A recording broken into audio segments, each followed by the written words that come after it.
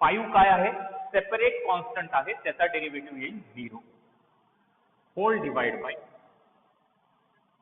2 into e to the power 3x plus 2 plus 5 हे सगळं route मध्ये आहे डिनॉमिनेटर. हे होईल dy by dx is equal to e to the power 3x plus 2 into whole power 1 आहे, terms addition मध्ये आहे, डेरिव्हेटिव्ह प्रत्येका टर्मला सेपरेटली अप्लाय होते. Derivative of 3x plus derivative of 2 समोरचं 0 लिहायची काही आवश्यकता नाही, divide by 2 into under root of e to the power 3x plus 2 plus 5. आता जेव्हा मी या जागी डेरिव्हेटिव्ह सॉल्व्ह करायला येतो, derivative of 3x constant multiplied bye variable जेव्हा राहते, कॉन्स्टंट बाहेर ठेवायचं आणि व्हेरिएबलचा डेरिव्हेटिव्ह सॉल्व्ह करायचं. 3 कॉन्स्टंट बाहेर, x चा derivative with respect to x 1, 3 into 1 त्या जागी आपण 3 लिहू शकता. हे होईल dy by dx e to the power 3x plus 2 into 3 constant बाहेर, x चा derivative with respect to x 1 plus 2 being separate constant derivative 0 whole divide by 2 into under root of e to the power 3x plus 2 plus 5. या जागी 3 उरेल, ते आपण सुरुवातीला लिहून घेऊ.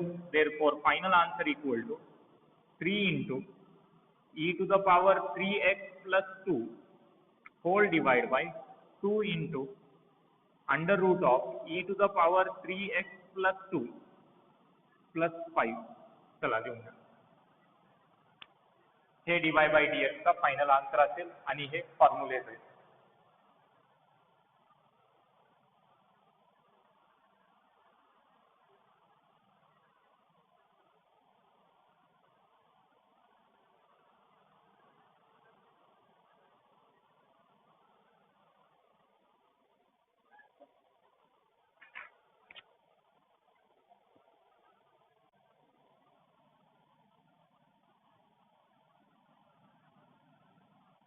आपला क्वेश्चन नंबर 2 सुरू आहे, लक्षात असू द्या.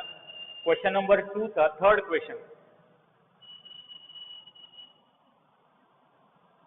Log of tan x by 2, log of tan x by 2.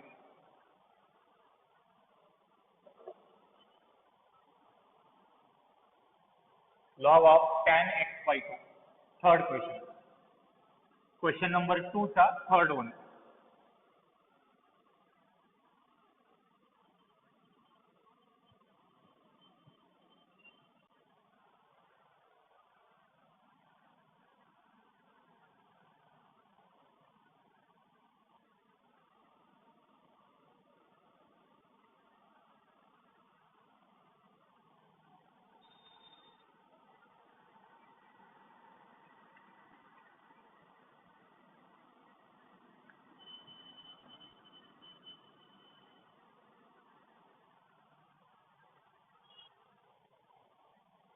Let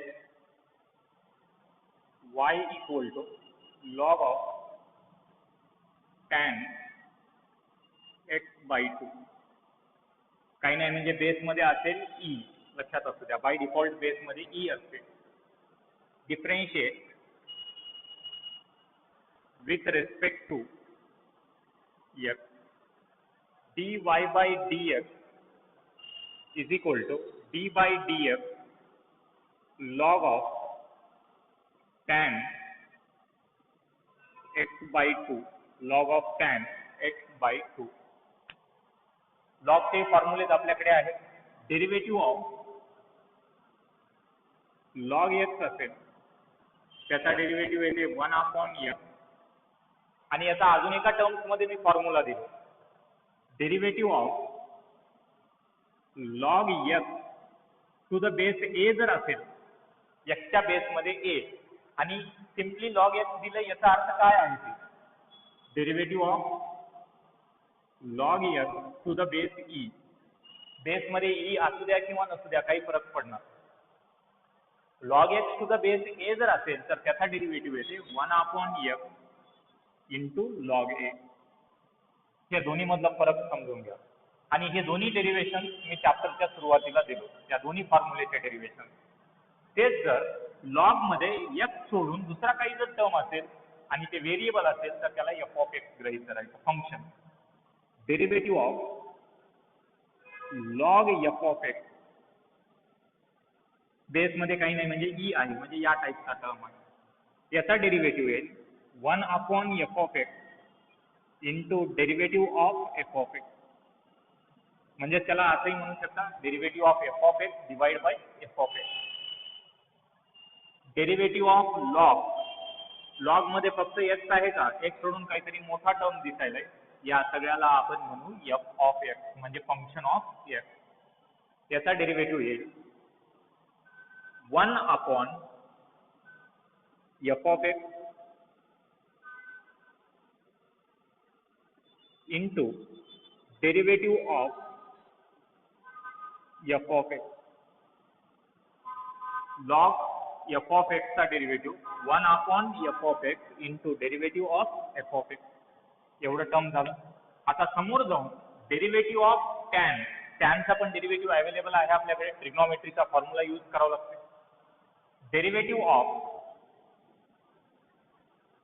tan x हे फॉर्म्युला दिलेला आहे तुमच्याकडे, सगळेच फॉर्म्युले दिलोय. डेरिव्हेटिव्ह ऑफ टॅन x येईल sec square x. Tan x असेल तर त्याचा डेरिव्हेटिव्ह सेक स्क्वेअर x येते. इथे x आहे का, x सोडून काहीतरी वेगळाच टर्म दिसायला आणि ते व्हेरिएबल आहे म्हणजे हे झालं f ऑफ x. तेच टॅन f ऑफ x जर असेल याचा डेरिव्हेटिव्ह येईल sec square f of x into derivative of f of x. लक्षात असू द्या कोणत्याही ट्रिग्नॉमेट्रीच्या टर्म मध्ये जे derivative of f of x आपण सॉल्व्ह करता त्या टर्मच्या अँगलला मल्टिप्लाय होणार नाही, ते पूर्ण टर्मला मल्टिप्लाय होते. Derivative of f of x मध्ये अँगलला मल्टिप्लाय होणार नाही, पूर्ण टर्मला मल्टिप्लाय होते. Derivative of tan f of x याचा डेरिव्हेटिव्ह येईल sec square f of x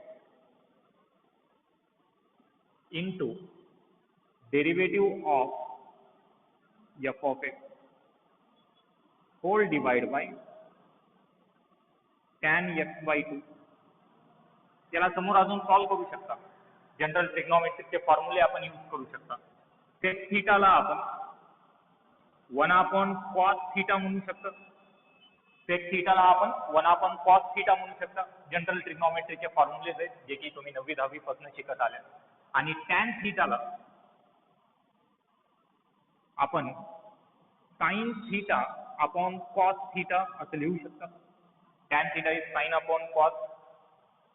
sec square x by 2 ला आता मी 1/cos स्क्वेअर x बाय 2 लिहू शकतो आणि टॅन x बाय 2 च्या जागी sine x by 2 divide by cos x by 2. Meanwhile derivative of x by 2 काय येते, डेरिव्हेटिव्ह ऑफ x बाय 2 जेव्हा मी derivative of x by 2 solve करायला जातो हे कॉन्स्टंट मल्टिप्लाइड बाय व्हेरिएबलचा टर्म आहे. 1/2 कॉन्स्टंट आहे, त्याला x हे व्हेरिएबल मल्टिप्लाइड आहे.